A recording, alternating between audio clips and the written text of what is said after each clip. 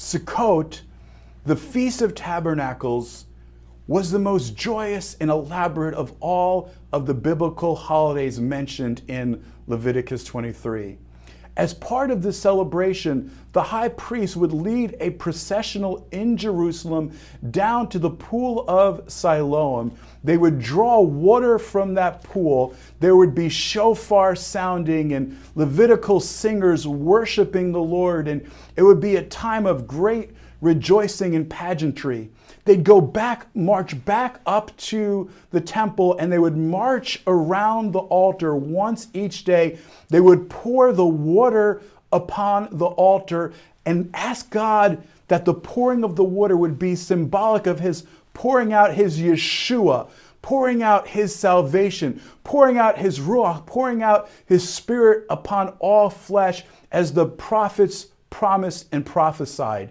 And on the last day of the festival, the seventh day of the festival, they would magnify their joy by marching around the altar, not once, but they'd march around 7 times, just like they marched around the walls of Jericho 7 times, crying out to God, Ana Adonai Hoshiana, Lord, pour out your salvation. Ana Adonai Hatzlachana, Lord, pour out success and victory now. And it was on this 7th day of the festival that we read about in John chapter 7, verse 37, that Yeshua goes up to the Feast of Tabernacles, and this is what it says.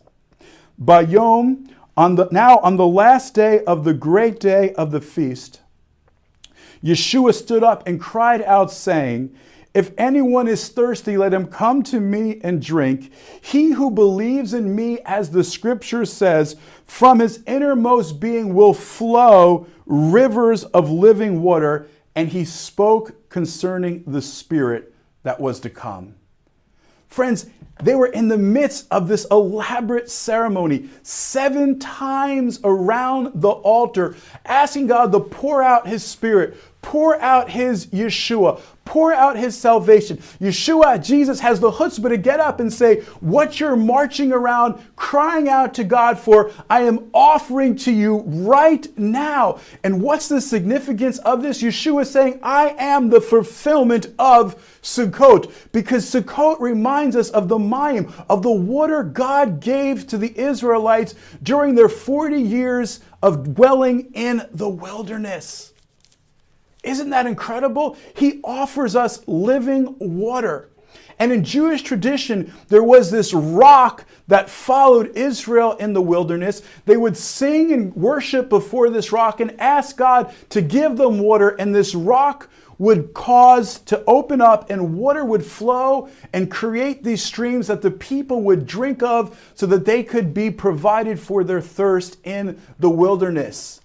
It was this same rock that Paul spoke about in 1 Corinthians chapter 10, verse 10. He writes this, for I do not want you to be ignorant of the fact, brothers, that our forefathers were all under the cloud. They all passed through the sea. They were all immersed into the cloud and the sea, and they all ate the same spiritual food. They drank the same spiritual drink, for the drink from which they drank was the spiritual rock that accompanied them, and that rock was Messiah.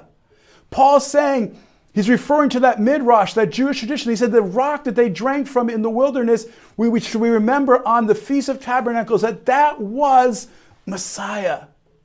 And Yeshua is making this clear in John chapter 7, verse 37. In Zechariah 14, all the nations of the world go up to celebrate Sukkot. And what happens? There's a river of living water that flows from the throne of Messiah in the temple to bring life to Israel and the nations.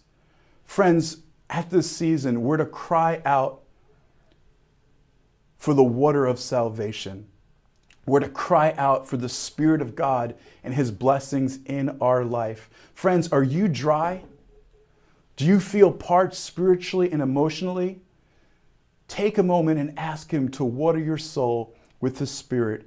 He gives you the offer of living water if you will receive it, and remember all the blessings that he has poured out in your life.